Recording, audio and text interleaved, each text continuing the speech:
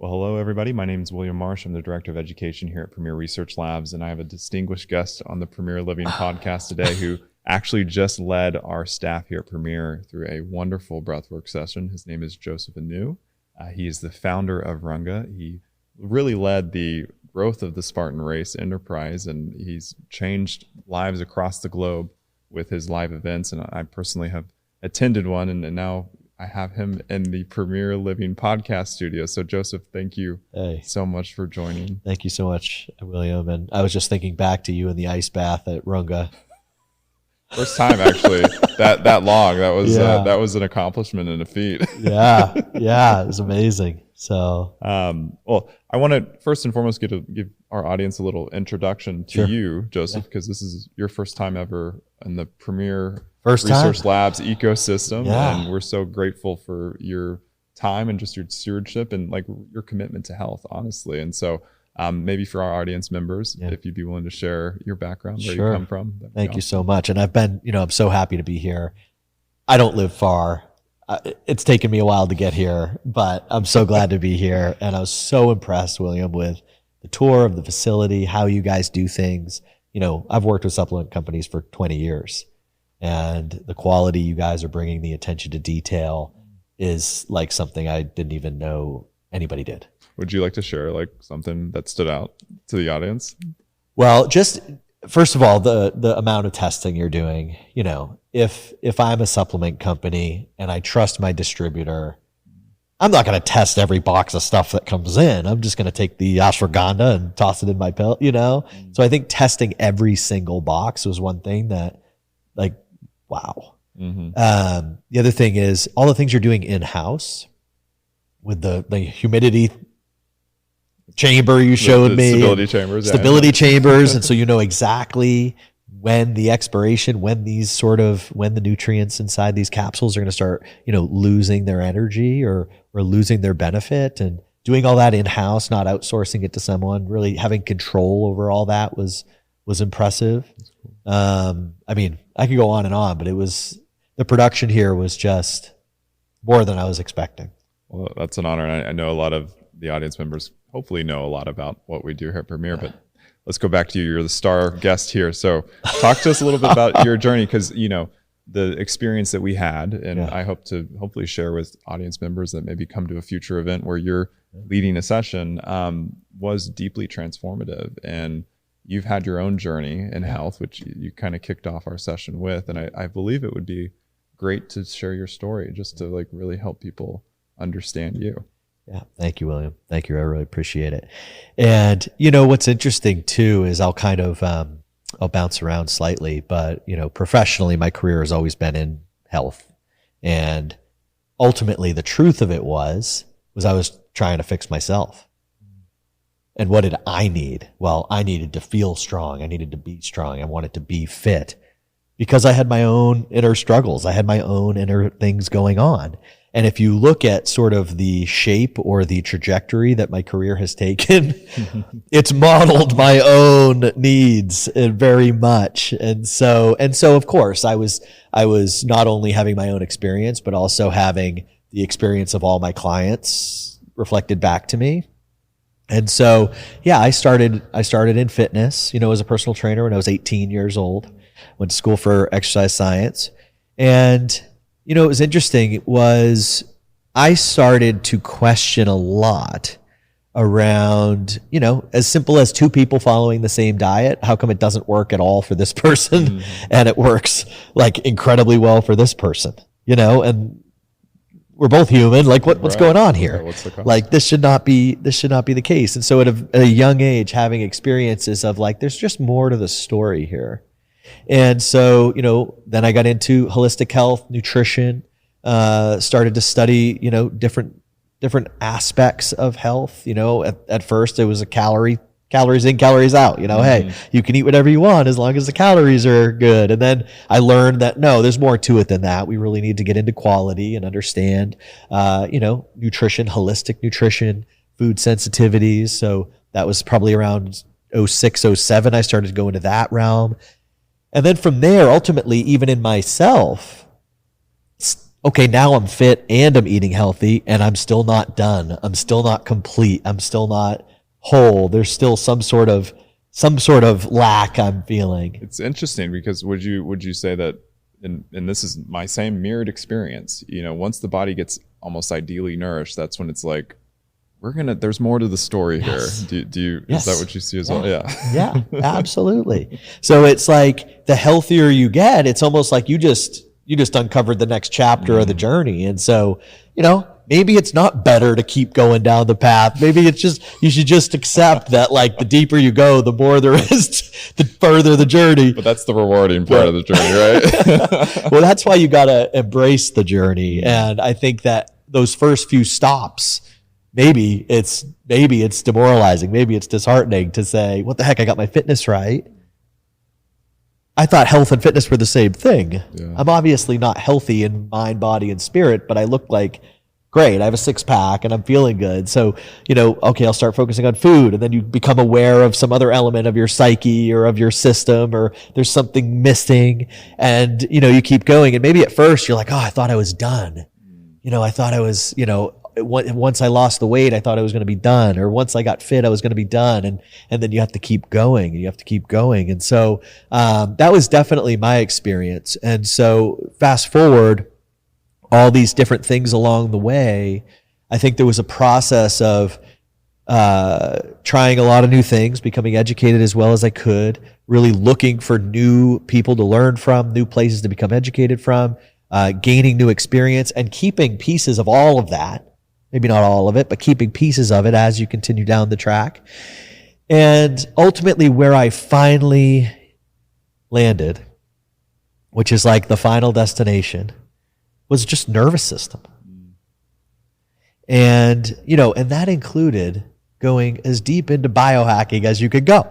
I mean, I got a 6-figure garage at my house. I got a hyperbaric chamber, sauna, plunge, I got pipe PMF mats. I got everything in there. And there was a moment a few years ago where like it was like, this is still lacking. I'm still lacking. My blood panel's perfect. I'm in the H-pod every day. I'm doing the red light. I've got the PEMF mat. And it's just like, there's so much here. There's so much to do. There's so much focus on myself.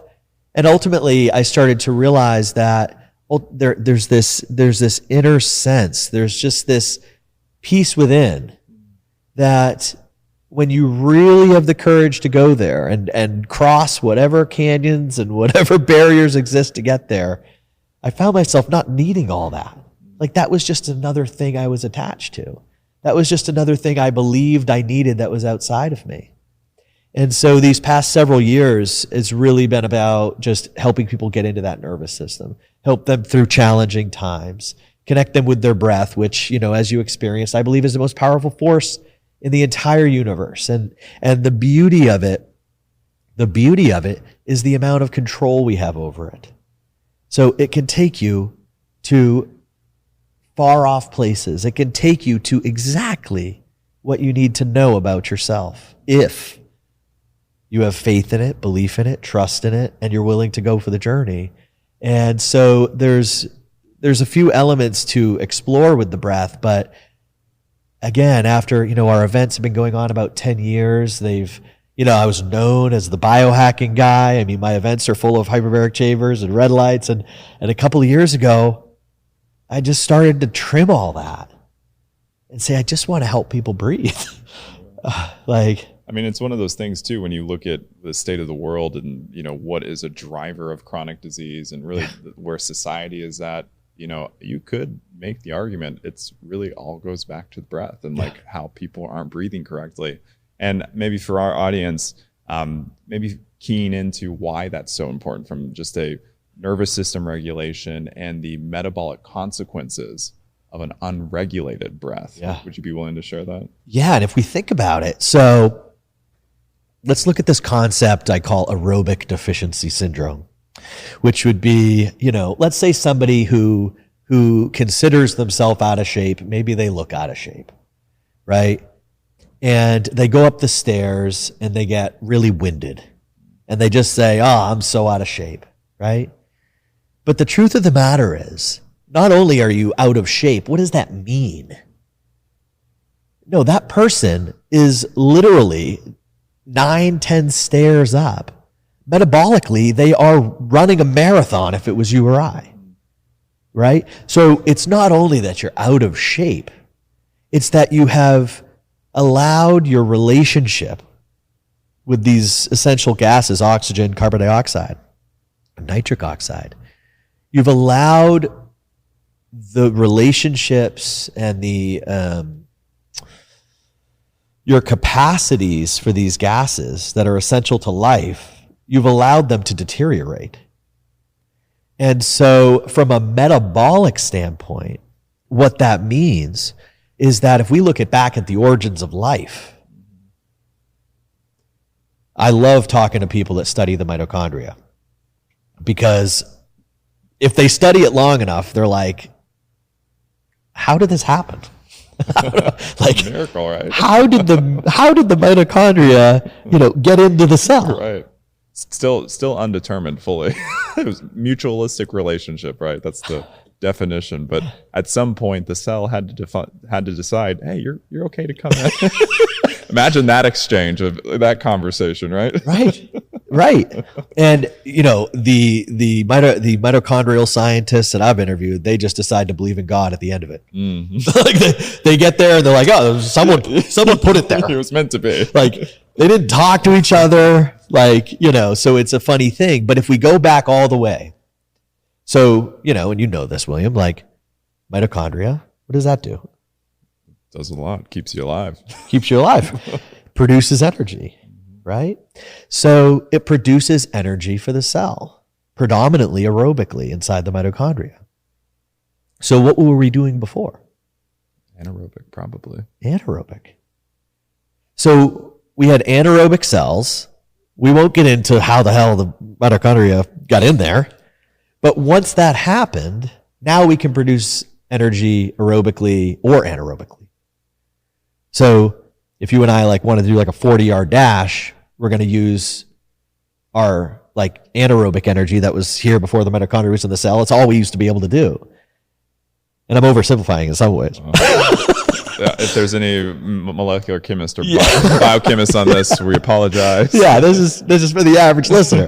And then if you and I go run a 10K, we're going to keep our heart rates 135, 140. We're not going to try to win or anything, right? Maybe you will. You're definitely going to win. We're going to keep our heart rate lower. And then what that's going to do is allow us to use more oxygen, right? We're going to use more oxidative phosphorylation. We're going to use the mitochondria, electron transport chain, produce way more ATP. So when we use the aerobic system, we're going to get 36 to 38 ATP. That's the miracle of the mitochondria, right? So when you use anaerobic energy, you get 2. So you're talking about something that is 18 times less efficient, anaerobic energy, but it can provide energy very quickly. If there was I'm allergic to bees, so if there was a bee up here, you would see me use some anaerobic creatine phosphate type energy, and that's going to get me away, right? And so when we look at this, when we look at aerobic deficiency syndrome, when we look at how people are breathing, when we look at what does it mean you're out of shape, what does that even mean? Well, it generally means you've become CO2 intolerant. You have neglected to utilize your mitochondria to their capacity. And so a lot of them have just started to deteriorate, decrease in number. It's like a muscle that you're not using. Like a muscle you're not using. Atrophied, essentially, right? Right. So when that person that says they're out of shape gets winded going up the stairs, well, because you're aerobically deficient. You have lost the ability to produce energy aerobically due to a faulty relationship with oxygen and CO2. And what that means is that you're using anaerobic energy kind of for everything, which guess what? You're not going to be able to burn fat. It doesn't matter what diet you're on. Of course you're going to crave sugar. All you can do is burn sugar in that state. And so when we look at whether it's basal metabolic rate tests on these folks, they're burning way more carb at rest than they should be. Their respiratory rates are higher. So the respiratory rates are 14, 15, 16. If I looked at your Oura ring, you probably walk around at 11, 12, maybe 13 if you're a little stressed. But a lot of standard Americans, they're higher. And I think that, we really need to start looking at respiratory rate as a really core indicator of how we're doing. With all the trackers these days, a lot of people are looking at HRV, and those things are important. Anyone can tell you their sleep score off the back of their hand. But when I ask my clients about their respiratory rate, they're like, oh, let me check. But they can tell you their HRV like that. But I think respiratory rate is a really strong indicator, not only of where we're at, but day to day, are we stressed, et cetera. And lastly, so I believe that a lot of the, not only fatigue, not only, obesity, but other forms of disease, it relates to this inability to effectively use oxygen. CO2 tolerance issues, which means if I am overbreathing, meaning 15, 16 times a minute, a lot of those are probably with my mouth. I'm probably the kind of person that's yawning a lot. I'm probably the kind of person that's gasping a lot. I probably sleep with my mouth open. And so all of that open mouth activity is blowing off excess CO2. And what happens is when you are chronically blowing off a lot of CO2, well, your body starts to, it is a waste gas, I guess. Let's just blow it off. But CO2 is what actually that's what gets oxygen into the cells in the first place. So when you look at the fittest people with the lowest respiratory rates, they have the highest tolerance CO2, meaning they can allow for a lot of CO2 to get into circulation before their brain triggers them to breathe. I think that's a really interesting point, because a lot of physicians and practitioners, probably even on this listening in, might say VO2 max is the defining parameter for metabolic health and maybe even longevity. Yeah. And so would you argue that actually CO2 sensitivity is a key marker of a longevity that we're not even really talking about as a culture? VO2 min. There you go. You heard it here. VO2 min. So VO2 max, it's important, of course, right? But there's a lot of factors that go into VO2 max. And in part, one of the reasons we study it so much is because we already have decades of data on VO2 max, right? And you're not going to find someone with a really high VO2 max that is lazy and mouth breathing a lot, things like that. And most of the support, VO2 max, it's a super important metric, of course. Yeah, we can't overlook it, right? Yeah. But when you look at it, the biggest benefit of VO2 max, and I don't quite recall what the researchers used in terms of their categories, but because we're just friends here, going from horrible to below average is where you get the biggest life extension benefit. So there does become a question if you look at the VO2 max research in terms of time investment, energy investment. Yeah, should you spend all your resources maxing your VO2 max? And that's a critical question, because if you think about the training for VO2 max, that can be really intense. If stand me correct, I personally have never tried to max my VO2 max. I'm not like an endurance racer or a sprinter or anything like that, but I can only imagine, what that might look like. Yeah. Right. And the most common way to maximize it is the Norwegian 4x4, which is 4 minutes really hard. And you do that 4 times. And the real way to do it, but there's still nuance that I think a lot of people don't understand with that. And we can go into that if you want to. But VO2 min, I think, is really curious. And I also think that when we look at this differently, if you look at somebody like Lance, let's use Lance Armstrong, right? Pretend the doping, all that crap aside, right? Incredible. I mean, I think I've read that he had an abnormally large heart, a lot of genetic predisposition. A lot of these spectacular athletes, they do have that, like Michael Phelps. His body is just, you're built to be a swimmer. But with with Lance Armstrong, when you look at his fitness, I think what's really interesting about VO2 min and looking at resting heart rate, for instance, So, and looking at another metric, which is max aerobic power. So we talk a lot about lactate threshold, and I'm going to try to be more concise here. When we look at exercise performance, we often let's look at VO2 max, right? On the way to VO2 max, slightly before VO2 max, is lactate threshold. And I'm switching gears slightly, but I think this will be useful. When we do a VO2 max test, which I spent several years doing on people, right? You literally get them on the treadmill. You follow what's called the Bruce protocol. You continuously raise the incline as the speed also is increased. And you just bring the person to absolute max, right? And if you've got a nice metabolic cart, you're watching the respiratory exchange ratio and you know when they're at max. And at times you have someone that says they're at max and you're looking at the computer like, no, you're not. True. But VO2 max that's that test. Now, on the way to your VO2 max, if we drop like 15 or 20 beats of the heart, you get to lactate threshold. And lactate threshold is this point with blood lactate accumulation that can't be buffered as quickly as it's being produced. And so you start to see this hockey stick of blood lactate in the blood, right? And so at lower intensities, we're producing lactate, but the body is able to clear it just as quickly as it's making it. And so you're able to sustain, say, a heart rate of 145, 150. But when you go to a heart rate of 170, 175, and it depends on your age and your fitness and your gender and all that. But like, let's for you say like somewhere around 175, you're pretty fit, maybe a couple beats higher.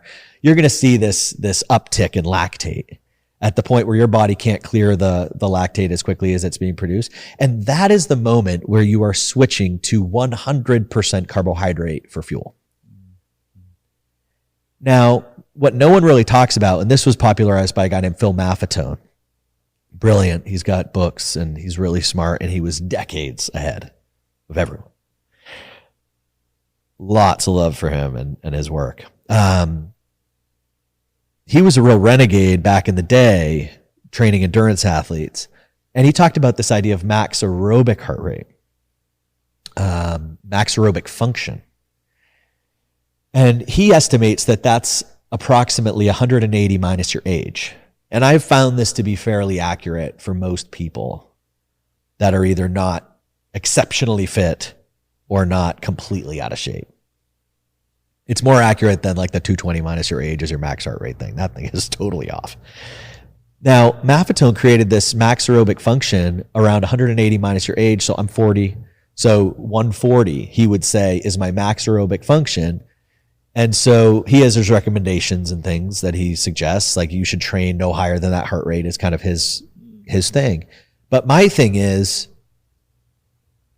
that is the maximum heart rate where I'm burning nearly 100% fat. Correct. And then lactate thresholds like, say 30 beats away. And that's at the point. So in between those two things, I'm burning a mix of both. Mm-hmm. So it's like up from resting pulse to 180 minus my age, I'm predominantly burning fat.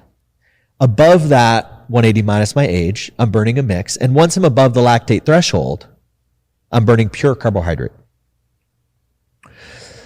Now, what's interesting about this type of thing is there's two things I want to go. I want to go first to Lance Armstrong.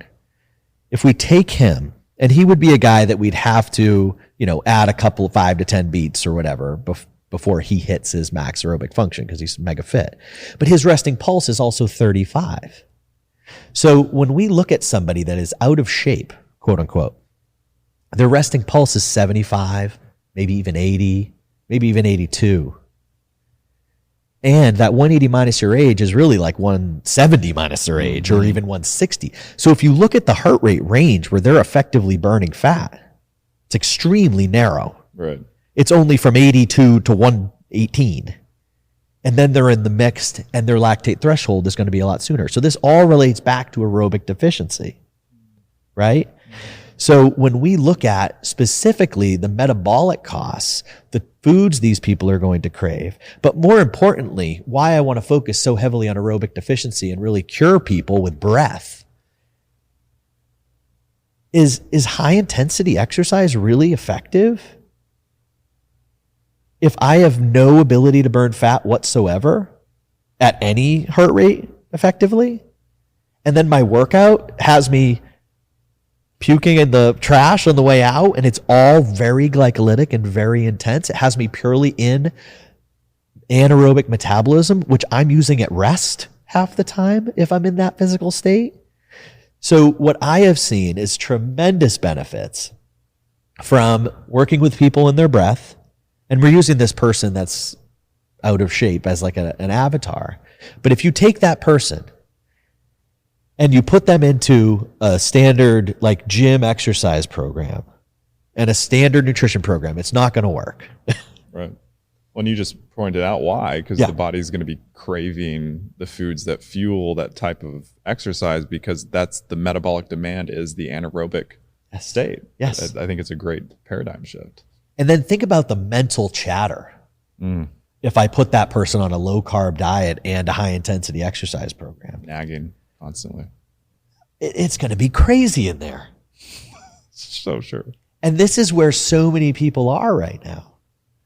But if you take somebody and you teach them how to breathe, doesn't matter what their fitness level is. And by the way, I've seen aerobically deficient professional athletes. I coached professional runners for several years. And you see people performing at an extremely high level, and then you test their aerobic capacities, and they're using a lot of anaerobic energy too, and you can actually make them even better by focusing this way. But if someone is struggling with their health and their nervous system and their breathing, then bringing them back to breathing, teaching them how to breathe, building CO2 tolerance, which the quickest test was from Patrick McKeown. Patrick McKeown wrote The Oxygen Advantage. I just met him in person for the first time. It was great. Hung out for a minute, took a picture. So cool. It's really cool. Got to nerd out a little bit. Really smart guy. I was a little like, Sorry. Means you met somebody you really admire. Just this guy changed the game. Like he just really brought this, his book Oxygen Advantage, it really brought CO2 tolerance to the surface. And he provided a test. And so the simplest test that people can do for this CO2 tolerance is to exhale out their nose. So you could take like 2 or 3 easy breaths. I'm having a little bit of like an allergy sinus issue at the moment, so my breathing isn't very good. But you 2 or 3 breaths, exhale out the nose and pinch it. And time how long it takes to feel that first real deliberate push to breathe.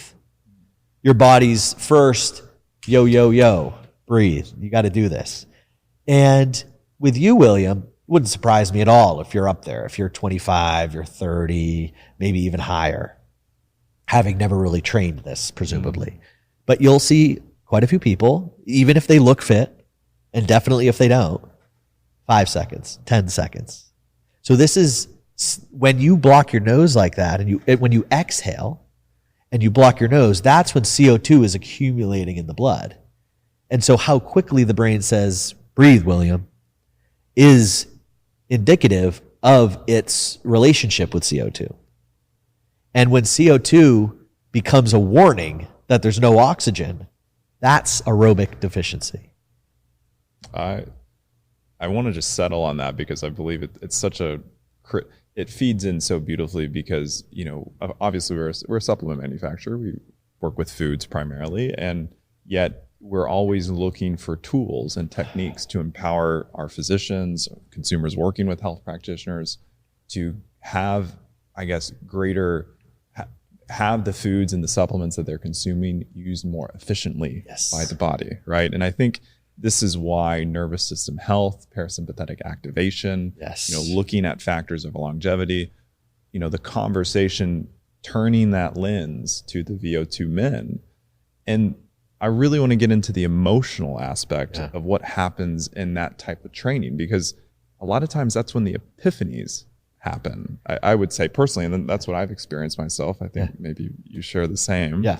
And so, maybe for our audience, would you be willing to kind of help share experientially what that VO2 min training is like on the body and what that does, because it is befriending CO2, which is seen as an enemy. Waste gas. Yeah, a waste gas. Yeah. So talk to us a little bit about that. Yeah, I love that frame.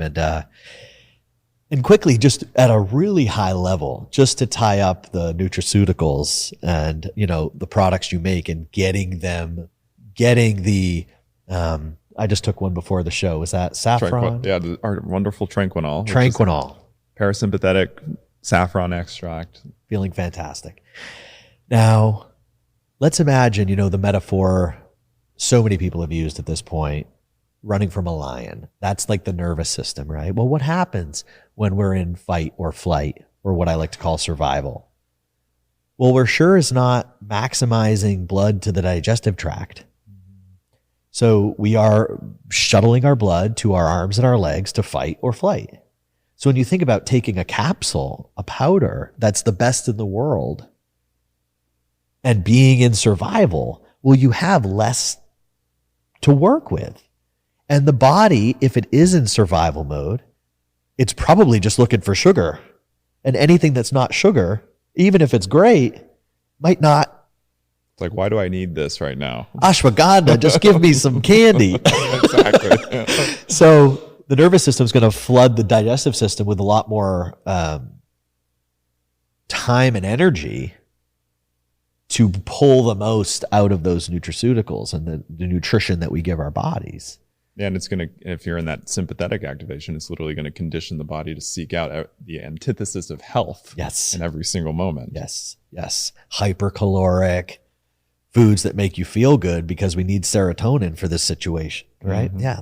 So now when we look at how to train for this, so let's take somebody, and I think one of the most important things, and this is, true for the spectrum of individuals. So it doesn't matter if you are a professional runner and suddenly you're working with me on this, or you're like on the couch, drank a case of beer this weekend and you want to work on this. So it goes for everybody. And this is true of any health condition. I told the story about how I had a negative diagnosis that put me into a little bit of a mental health scenario several years ago. And I tried to quit life and I just left, moved to the Caribbean and accidentally healed. How does that happen, right? So I was just trying to quit this place. Yeah. But I removed myself from my work. I removed myself from my stressors. I removed myself from everything and anything. And I sat on the beach. The beauty is the body found the solution. The body found the solution. But I think removing the things that are causing the mental chatter and the stress is always a prerequisite to healing, right? Mm-hmm. I can't have a person not give up the beer and take the Tranquil, right? Like, it's, you've got to remove the negatives. And so that goes for this as well. So imagine if my body, if I'm a patient of some of your practitioners and I'm aerobically deficient, I have a high respiratory rate, I have low CO2 tolerance, I have a very short Bolt score. I need to remove any activities that entrain anaerobic metabolism, number one. So I need to get rid of all the hard workouts. I need to remove myself. Maybe that is a candidate for taping the mouth at night just to keep it closed. So number one is removing the anaerobic activities from the day and just taking it slow. Which may be what are the perceived beneficial activities, like going to the gym. Yes, exactly. It's like the antithesis of what you would think, but we're in a process of nervous system reconditioning. Right? Exactly. So no spin class. That's the thing. It's like we come from, especially in America, like, no pain, no gain. And so I'm out of shape, spin class, right? Exactly. It's like, there's a few steps, right? So number one is get rid of all that. Number two is breath work. And so we did nervous system breath work today, but in terms of the 20,000 breaths a day that we take, and again, the example I used for your group today, William, was, we breathe 20,000 times a day. But if we exhale our air, within 10 to 20 seconds, our body starts to panic. So we breathe 20,000 times a day, and if we skip 4 or 5, our nervous system's triggered. We eat 3 times a day. If we skip lunch, you know about it, but it's not a big deal. Even if you don't drink water all day, it's not that big a deal. You'll get to it. So that's how powerful the breath is. You can't skip 4 breaths out of 23,000 without a panic.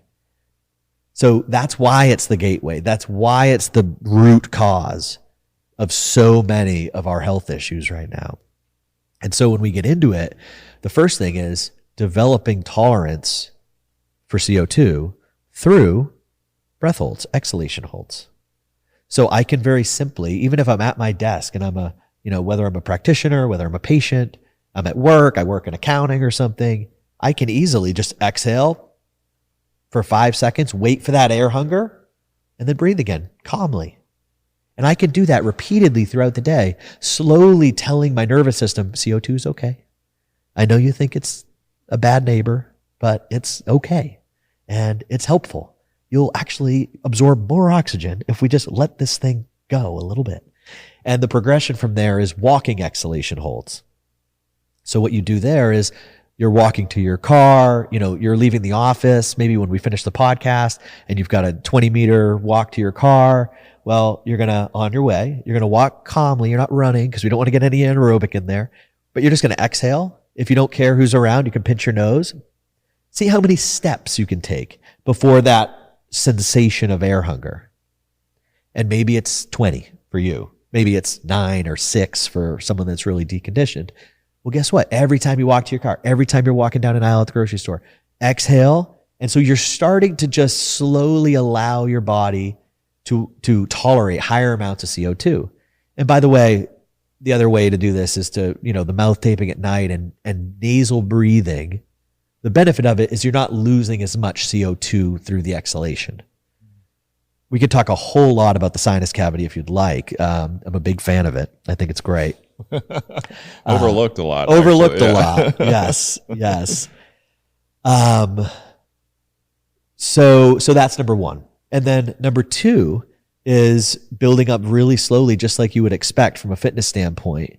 So walking would be the next step for someone that's really out of shape. But if someone is in shape or is okay, structurally with running, running, I joke, is the most dangerous sport in the world. I would agree with you on that one. 82% of people get hurt. And then you think of the postural changes and the mechanics, but all the runners, we love you. Well, I run 3 miles a day, sometimes 5. I did 40 last 2 months ago. Jesus. I should talk about that from a nervous system standpoint. Exactly. 3 weeks of training, 40 miler. But no, I run 3 to 5 miles a day, and all under. I'm 40 years old, so 180 minus my age, 140. I don't wear a heart rate monitor anymore because I've done it for a long time, but I'm under that. I'm in my nasal breathing. My mouth is closed. Trying to remain very almost parasympathetic in that. Remaining in fat burning and parasympathetic, yeah. So from an exercise standpoint, while you're at work, exhalation holds. While you're at your desk, exhale out your nose, keep your mouth closed, see how long it takes you to have an air hunger. Don't push yourself. We're not trying to win anything, but do it repeatedly. Anytime you're walking to your car, down the grocery aisle, exhale and take how many steps? 8, 10, 12, 15, 20, and repeat that. By the end of the day, you've probably done 10, 15 of those, right? Those are the 2 greatest things. And then the next piece is, I believe, just volume. I'm a big 10,000 step a day guy, huge believer. And I've got my guy, Manuel, one of my coaching clients, wanted to lose weight. I start with volume. I don't start with intensity. So with my man Manuel, who maybe he's watching, I don't do less than 3 hours a week of exercise. That's the floor. And that is, 150 minutes a week. If you look at, neurological societies, health societies, heart societies, diabetic society, every 3-letter health agency agrees 150 minutes a week of exercise is where you see the uptick. That's where you see the highest return on investment. and a significant reduction in every major illness, obesity, diabetes, cancer, heart disease. So 150 minutes a week, which I know isn't quite 3 hours, but my floor is 3 hours, but I'm perfectly happy if that's walking, if that's 5, 30-minute walks a week or whatever. If I'm perfectly happy with that. So Manuel, 3 1-hour walks a week, right? Any heart rate, see how far you walk. Over time, he's trying to walk further each time. Well, I think it's interesting too, even with the volume parameter, I remember there's an interesting study that actually cited that even if whether you're running or you're walking, you're burning the same amount of calories, essentially. For the distance. Yes, right. So if you're walking a mile or running a mile, it's the same amount of calories. Yes. And so, but think of the load on the nervous system of that mile. Yes. When it's running and when it's walking. Right. Very different. Very different. Very different. Right on. Yeah. So a mile is a distance, but it's also it's an amount of work it takes to cross that amount of time. And to your point, the faster you do it, the more carbohydrate you're burning. And so if you are highly oxygen efficient and CO2 tolerant, then you're just going to improve your fitness, and that's fantastic. And if you only have 30 minutes, well, if you can crank out 5 miles, you're going to burn more calories than if you walk it and you only get 2.5 or 3 miles, right? But for the person that's aerobically deficient, I would prefer them to do the latter because they're going to burn 100% fat. They're going to do it with their nose. They're not going to stress their nervous system out because it's already stressed. They're not going to be tired later in the day. They're not going to be sore. And 82% of runners get hurt. So I'm a big fan of runners. I coached professional runners for many years. I was a part of Spartan Race, like you mentioned in the intro, for 8 years. I think running is probably the best thing that we can do for our cardiovascular system. I think it's uniquely good for so many reasons. It just so happens to be really dangerous because people go out too hard, too fast, wrong shoes, wrong gait. There's a lot of training involved with, the body awareness required for healthy running requires, I think, a whole experiential session on the proper mechanics of running for the individual themselves, which I myself, I don't know if I've even unlocked that myself. So maybe we'll have to talk later about that. But I want to maybe uncover the facet and in your experience, go into the topic of, obstacles for people to get into that even, because, I think when you're doing that VO2 min training and you're, experiencing, the lack of oxygen and CO2, this is when the emotional body can start to really manifest. Yes. And so, I know in my experience, I would say there's been times where I thought I was insane, and encountering the breath and encountering a breath hold and experiencing what was moving through my body. But then after facing that, it's like a new paradigm. And so maybe if you're willing to share for our audience. Love that perspective. Yeah. And I love, my wife's a mindfulness teacher, and she says, when we're lost, we run faster. That's true. It's like you can imagine we're in the woods. I'm lost. Oh, I better run as fast as I can in any direction that looks good right now. It's the wrong direction. And so I love what you're bringing into this, which is, there's this emotional body behind all this, underneath all this, supporting all this. And when our exercise is, 300 burpees, like there's no emotional connection. There's definitely no nervous system downregulation, but there's no confrontation with the self, right? And so you're so right. And I just have to tell you this story. So, this year I was turning 40, and my mentor, who I spent 4 years at college with and 8 years after college with, passed away suddenly of pancreatic cancer. Can't talk about it or I'll cry. And, so he passed last year. And, the last 5 years, I've had 2 babies, 2 boys, in the last 5 years. And, I'd been doing my fan bike in the garage and my kettlebell stuff that I do, but I'd really not stayed true to my endurance, this endurance side of myself that Dr. J, who I told you about earlier, and for the people on the podcast, my mentor, Dr. J, the day I met him, he told me he was running 100 miles that weekend. And it totally blew my mind. I didn't know I was 18. Yeah, no idea that people could do no that. idea that was possible, right? And so I caught the bug, and I was like, I got to start hanging out with this guy. This guy sounds cool. I don't know anyone that does that. So I just like idolized him, and I spent 12 years hanging out with him. And so he got me into this. I did speaking of nasal breathing, in 2016, I did a 50K with my mouth taped shut, which is like, 30 something miles. And that was a Spartan race. So there's obstacles. Yeah. And actually I had my mouth full of water, which is I can talk about that.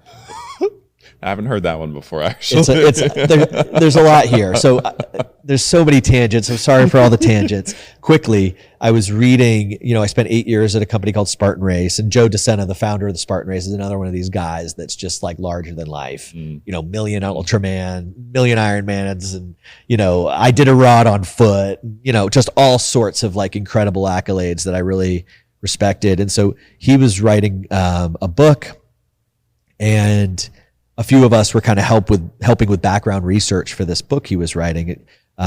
This was 10 or 15 years ago. And I started to read Stephen Pressfield's Warrior Ethos, which is an incredible book. And side note, it's a book about warriors and warrior societies and the ancient Greeks and the ancient Spartans. And the first 2 chapters are about the women, which I always found so interesting. I love that, actually. Because they were really a source of the strength. Mm-hmm. And if anyone has seen the 300 movie about the Spartans, when it kicks them into the hole and things like that, the 7-year-old boy gets taken away from his mother. And, the boy gets taken by 2 soldiers, and the mother's upset. This was how it was in ancient Greece. So they took kids at 7 years old, and they tossed them in to something called the agoge, which was their warrior military training camp until they were 18. And a lot of them didn't survive. But the ones that survived were the hard and the strong. And so for kids, young men, even if they're 8, they're young men in that society. There was I read this in the book, in this historical, might be a little historical fiction or a little like liberty taken for some stuff, but like overall historical. And he's like, in the ancient agoge, there was an annual foot race, 10 miles barefoot. And all the kids in the agoge had to take a sip of water at the start line and spit out exactly that amount of water at the finish line, or they were whipped and beaten and what have you. So I caught the bug, and I was like, well, let me try this. So this was like 2015, run a mile. It's really hard. I'm sure it's really, really hard. Really hard. I go to 3 miles, 5 miles. I remember the first time I did 10 miles. And then I signed up for this 50K, and I'm like, I think I can do it. Is it the sensation of the water in the mouth, or is it the desire to swallow? So here's the deal. It's uncomfortable. You're not used to it. If you haven't been a nasal breather, it's going to drive you crazy. You're just angry. I could imagine. Agitated. I mean, the water is maybe it's the reflection of the water in your mouth being agitated. It's making you angry. Yeah. Well, because you're involved. Right. If my mouth is taped closed, I'm not involved. But I have to consciously keep my mouth closed. And so there is an urge to swallow. There is an urge to spit it out. But you just deal with it and get out of your own head. And so I got a little carried away with it, 10 miles. We put it in the book, by the way, with DeSena. Called it a warrior mode, I think. So I do this 50K double. It was called the Spartan Ultra Marathon. Did that with my mouth full of water. Now, what's really interesting is I told you guys earlier, I had a really bad injury to my head, fractured my skull. This was 20 years ago. Fractured my skull, plate in my head, neck's still a little messed up. But I learned from that running has more to do with head position than foot position. Because I had been into like pose method clinics and no heel striking and all these clinics. And that's like, oh, you're really trying to fix the problem like at the ground. But the feet are reflecting the core. If the heel is striking, the core is weak. And when your head is on a swivel with a mouthful of water, it's an incredibly good way to run with good form. And we talked about 82% of runners get hurt. They get hurt because they run too fast, too hard, too strong. Their gait is poor. If they run with their mouth full of water, they're not going to run too fast. They're going to use their nose. Their foot's not going to be way out in front of them. It's actually an incredibly good way to learn how to run. And to your point, I'm so sorry we've drifted so far. So that was the person that Dr. J created, this lunatic that like runs ultra marathons with his mouth closed. And I had shelved that person for a few years. I was busy. And when he passed, I was like, this is it.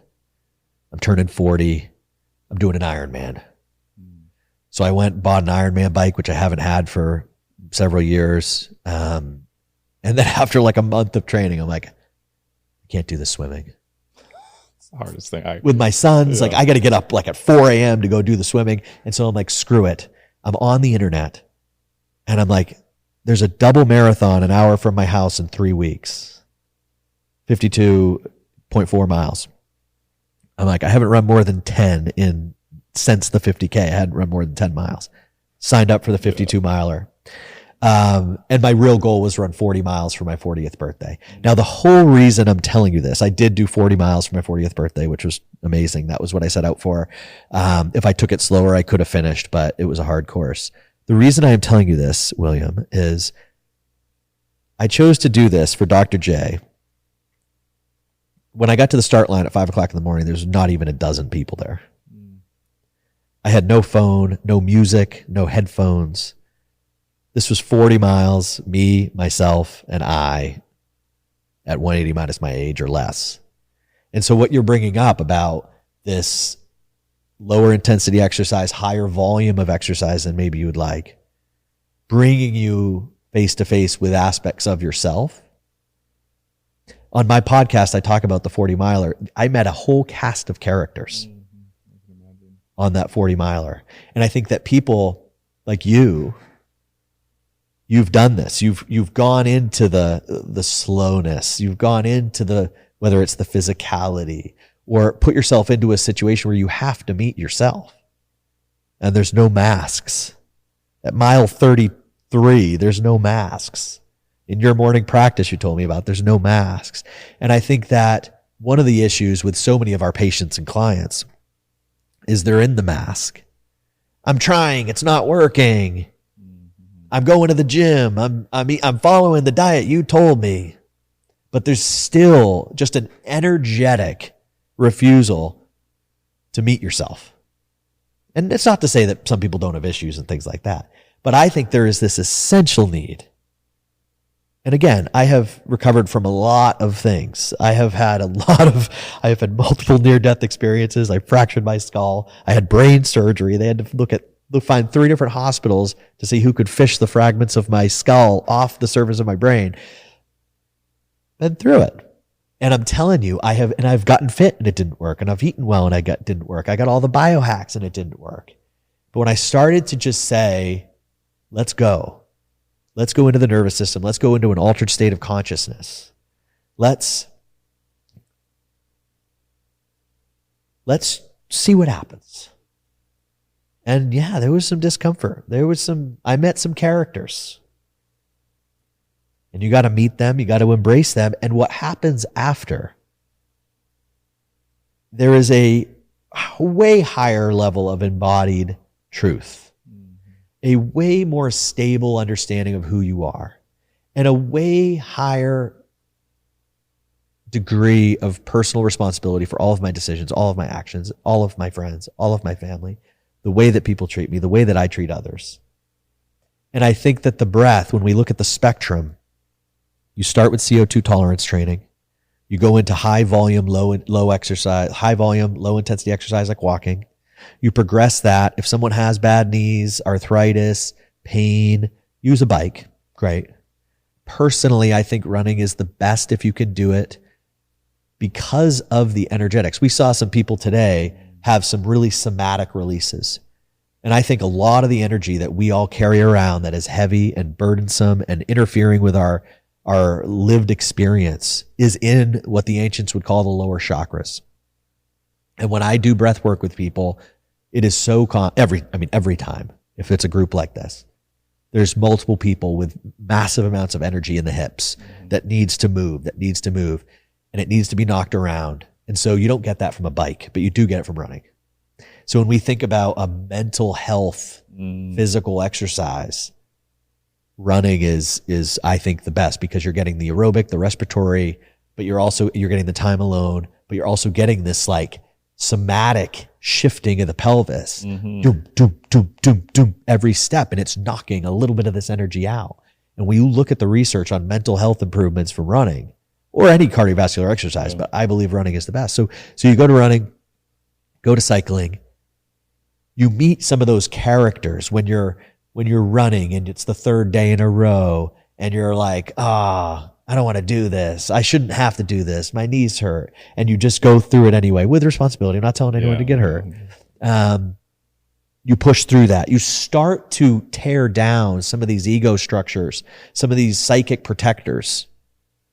And after you do that for a little while, and you suddenly, it might take 2 months of that before you start to really feel in control, or that this was the right choice, or that this is paying off, or that my mental health has improved, or my physical health has improved. At that point, you're ready to go really in to the breath. Now, that's where whether it's basic breath work, circular breathing, we did circular breathing today, box breathing, some sort of breathing exercise to really tap into the nervous system at that point. But I really think that's kind of like the trajectory I would recommend for most people. That's not to say you can't pull a breathwork ceremony up sooner and have it overflow and cause the motivation to do all those easier things, or the running, or et cetera. You can move those things around. But in a perfect scenario, the psychic stability created by the running, by the breathing, by the CO2 tolerance work, that creates a connection with the body that in a high dose breathwork ceremony, we'll say, you can go, you have the potential to go deeper. If you did it before all that, you would have a transformative ceremony. It would be great, but you might not have gone as deeper as you could have. Goes back to the integration, which we were talking about. And I think so often, people will drop into certain sessions and experiences, and they have something and they don't know what to do with it. And I think, you laid such a beautiful story arc of like really how to cultivate that intention, so that then when you do encounter the session, you do have a ceremony leader like yourself. It really transforms and integrates and starts to then permeate out into all aspects of your life. So, and what's really interesting, and I think I want to coin it here maybe, is the vitamin of self. I think everybody really needing that and encountering that, right? So often, when we talk about, our supplement line or offering, when you're ideally nourished, right, and you don't have some of those stressors physiologically, then you're not going to be distracted, right? And I think that's why, we talk about our supplement offering, how it fits in. But we really need more vitamin of self. Vitamin of self. Yeah. And again, just like the breath work, right? So like the vitamins can be the first step too. 100%. You might, if your nervous system is a little like stressed, and you're still going to be better off with the vitamins than you would be without them. It removes a layer. It's all about removing these iterative layers that kind of shield us from reality. And I guess, in my experience, I came through food, and that my journey was, learning the beauty of food, and then how that can be through supplementation and building a regimen that you can really have a really great level of intentionality, which is what you talk about in breathing. Yeah. And, the question I maybe challenge the audience, and for even us to conceptualize as we continue forth, is like, how many intentional breaths are like we actually present with? Because if there's 20,000 in a given day, how many are you actually conscious of? And the thing about that, William, is that every breath is a step forward or a step back, right? Sure. And so that's both like a hard truth, and it's also an opportunity. Even if you've taken 10 million breaths in the wrong direction, you've got one coming up any second to take control of. And so that's the beauty of it. You can start at any time. And it doesn't matter who you are. You can train your breath. If you're incapacitated, you can get into the breath. Well, Joseph, I just want to say thank you so much. It's been a true honor. The time you spent with us today, the time on the podcast. I'm praying we will get you back on here, but I do want to maybe create an offering for those that are listening in, if they're interested to get involved in what you're doing, how they could do that. I love it. So, well, right now we have our intensive, which is probably our best offering that I could give your audience. If you go to runga.co, runga.co, we've got a breathwork intensive. We've also bolstered that breathwork experience. It's a 90-day experience. We've bolstered it with nutrition, with sleep optimization, with movement, with CO2 tolerance training. So it's all there. And we can do a free 2-week trial for anybody that's listening to this. And so they can step in, do some breath work with us, breathe with us, get some content for nothing. And there's no credit card required on the 2-week trial either. So you could just literally sign up, check it out, download what works. And if you want to continue with us, you want to breathe with us, come on in. Thank you for being a steward of health. And for all those listening in, thank you for joining on this truly transformative conversation. I just want to say thank you, guys. Thank you for being, thank you, William. It really means a lot bringing me in today. It was such a joy and such an honor and pleasure to breathe with your people here at Premier. It was really, it's courageous for people to step in to this type of work, especially in the middle of a work day. Yeah, it was a work day. I mind you. And so, I just commend you so much, for bringing me in and taking that leap of faith and wanting to do this for your team and your staff and your culture. And so, really means a lot. And it's my pleasure to be here. And I hope some of the listeners got something out of this podcast that was useful for them. And I look forward to next time. Well, thank you so much. And it's an invitation for all listening in to take one intentional breath forward into the next chapter of your life. So thank you all. And until next time, be well. Cheers.